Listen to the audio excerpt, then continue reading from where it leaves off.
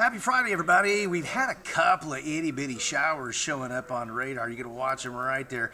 Look, there's a large, huge lid of warm air above the surface right now, several thousand feet thick, and essentially it's warmer than the temperature underneath it near the surface. And so that's going to keep a big lid on storms for much of the day until that cold front enters the picture from the northwest late this afternoon and evening, and then we're going to see everything erupt. Now, severe weather is a possibility each of the next 3 days, but it's primarily tonight as far as today goes. Today's going to be dry, but hail and wind will be the main threats. Could still see some of that Saturday.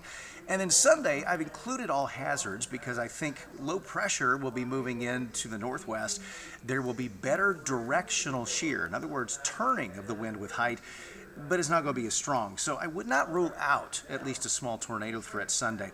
Flooding, though, could be the bigger issue, and certainly the rain is going to be a much broader thing than severe weather itself. Only Sharp County, Arkansas, not in the flood watch.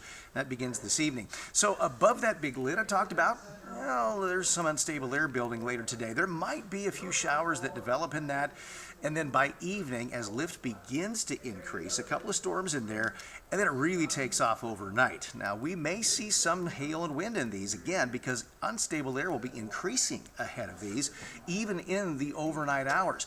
We'll likely start with some rain in the morning. There's going to be some dry spells. No one model has an exact period of rain here. Timing's a little uncertain, but all in all, it's going to be a wet weekend. Some lull in it at times, but then Saturday night into Sunday, here comes that final round, and severe weather is possible along with some heavy rain. So, all told, the lightest rainfall looks to be in areas that were nailed a couple of weeks ago, that meaning West Plains to Mountain Home and around there, and the heaviest along and northwest of a line from about Eureka Springs to Springfield to Lebanon. As much as 4 inches looks possible.